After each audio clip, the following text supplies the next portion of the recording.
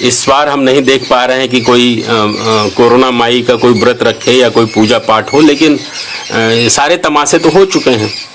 उन सावधानियों पर ध्यान नहीं देते जिससे संक्रमण कम होगा, इस पे जरूर देते हैं कि जो संक्रमित है वो और ज़्यादा उसका बल कैसे टूट जाए।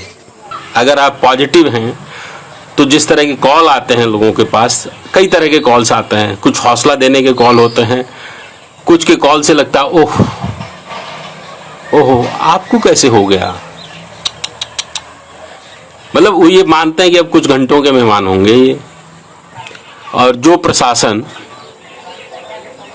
एक मास्क के लिए लोगों को रगड़ देता है, जो पुलिस वाले एक मास्क नहीं होने की वजह से रोक करके सड़क पर पर्चियां काटते हैं, डंडे मारते हैं, आपको हैरत होगी जान के वो लोग भोज में शामिल होते हैं। वो शादी की दावतों में उनको न्योता होता है, वो आकर के भोज खा के चले जाते हैं। और ये ऐसा एक जगह दो जगह नहीं होता है, जगह जगह होता है। ऐसे में आप किस तरह की सावधानी, किस तरह की व्यवस्था की कल्पना आप कर पाएंगे, वो सारी कल्पना से पड़े हैं। और अभी पिछले 10 दिनों में ये हुआ है कि अपनी नज़र में कम से कम 25-30 गांवों के बारे में मैं ये कह सकता हूं जहां हर दिन 10-15 छोटी सी आबादी में 10-15 लोग पॉजिटिव निकल रहे हैं।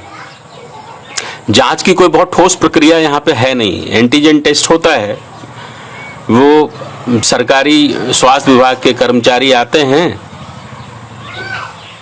25-50 किट लेकर के आते हैं, 1-2 दरवाजे पे जांच करते हैं, उनका सारा किट खत्म हो जाता है, फिर वो लौट के चले जाते हैं। तो ऐसी स्थिति में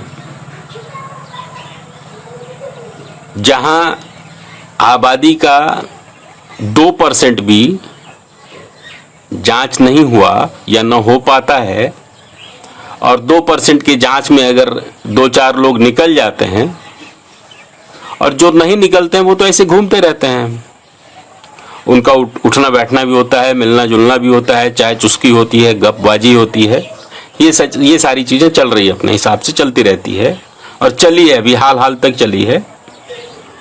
अभी 8-10 दिनों से लोग चेहरे पे मास्क लेकर के घूमने लगे हैं, लेकिन वो मास्क या मास्क नहीं, कोई विशेष फर्क पड़ता नहीं, क्योंकि वो चारों तरफ से वो कपड़े का मास्क है।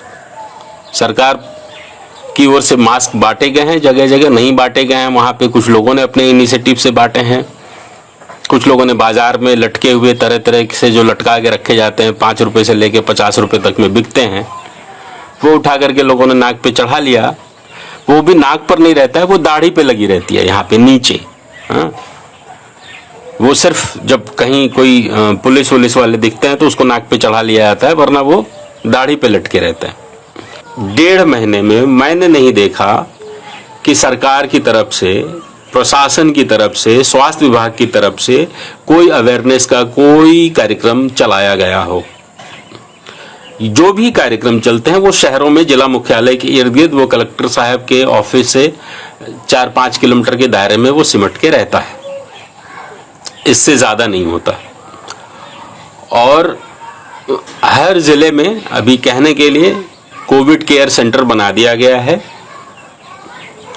हमारे ज़िले की स्थिति ये थी, शुरुआत के वक्त आरंभ में, अभी से करीब 2 या 3 हफ्ते पहले कोई 40 ऑक्सीजन सिलेंडर थे, जो बढ़ के 60 हुए। अभी सुनने में आ रहा है कि 80-100 के आसपास है। अपने ज़िले समेत बिहार के ज़्यादातर ज़िले में जो भी वेंटिलेटर्स हैं वो नॉन फंक्शनल हैं। सरकारी की बात कर रहा हूँ मैं, सरकारी हॉस्पिटल्स की, जो सदर हॉस्पिटल होते हैं या कोई रेफरल हॉस्पिटल टाइप अगर है, तो वहाँ पर वेंटिलेटर्स नॉन फंक्शनल हैं। वो पिछले साल सुनने में आया कि पीएम केयर फंड से कुछ पैसे जिलों को मिले और उससे कुछ वेंटिलेटर्स आए, जो वेंटिलेटर्स धूल चढ़ करे वो उनके ऊपर धूल की परतें जमी हुई हैं, उस आज तक कभी उसके रैपर को खोलने का मौका नहीं मिला, वो पन्नी या पैकिंग से बाहर नहीं आया, उसको चलाने के लिए कोई टेक्नीशियन नहीं है, जो डॉक्टर्स चाहिए लोगों को बताने के लिए, सलाह देने के लिए, अच्छे से गाइड करने के लिए, वो भी नहीं है। होली में लोग आए थे, होली के मौके पे यहाँ आए थे और उसके बाद ये स्थिति हो गई, फिर लौट भी नहीं पाए, और जो गए थे कुछ इक्के दुक्के वो लौट के वापस आ गए।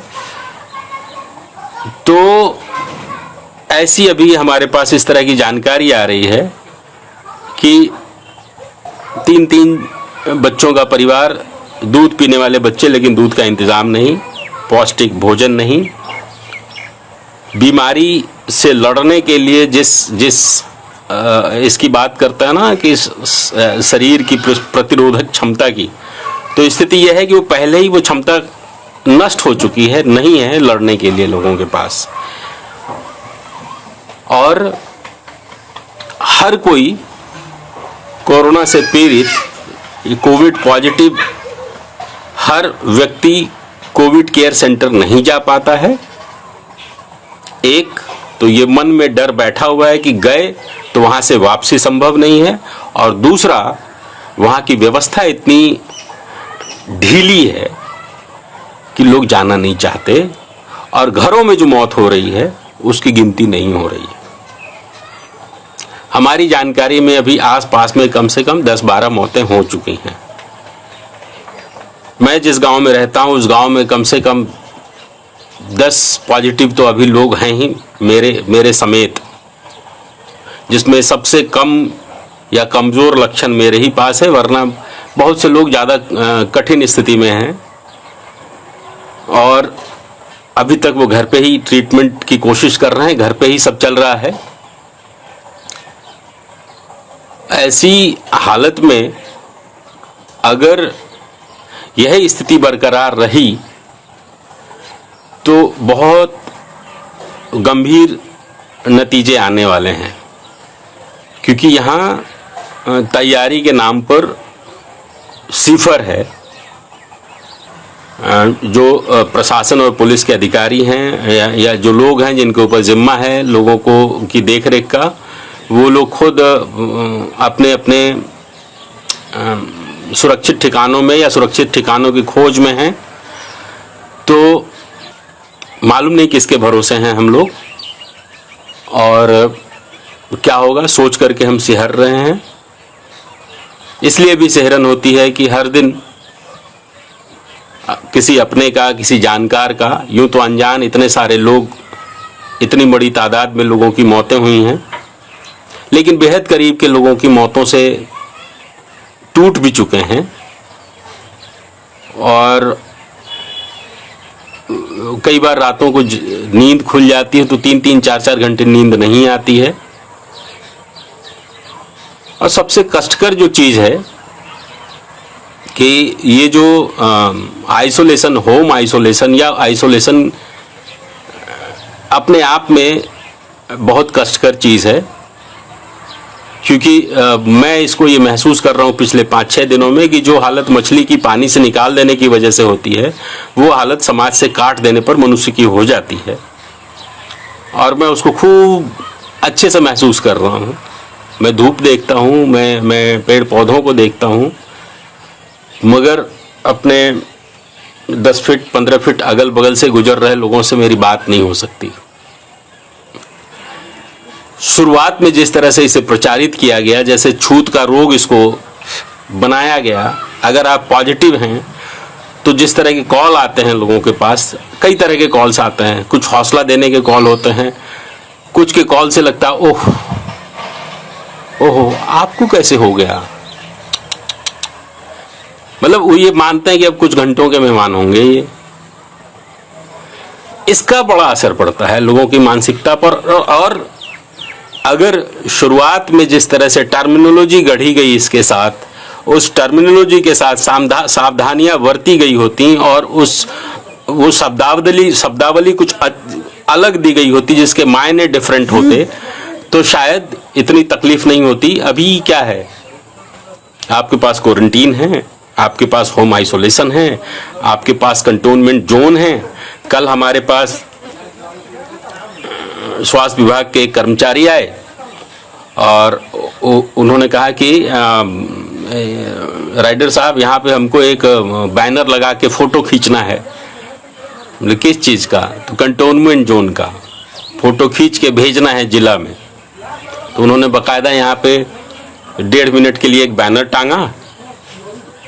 बैनर टांगने के बाद उसका फोटो खींचा, फोटो खींच के फिर बैनर मोड़ मार के अपनी मोटरसाइकिल के डिक्की में लेके फिर अगले दरवाजे का पूछ लिया कि अगला जो दूसरे पॉजिटिव जो हमारे सबसे नज़दीक में जिनका आया था उनका पता पूछा, उनका पता बता दिया। वहाँ भी जाके उन्होंने ऐसा ही किया होगा।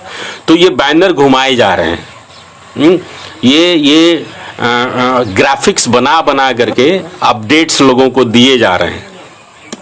और जिस तरह की व्यवस्था से लोगों की ज़िंदगी थोड़ी बेहतर हो सकती है, बेहतर मतलब कि जो जिस भय में लोग, भय से आक्रांत है लोग, उससे थोड़ा रिलैक्स्ड हो सकते हैं, उसकी तैयारी नहीं होती।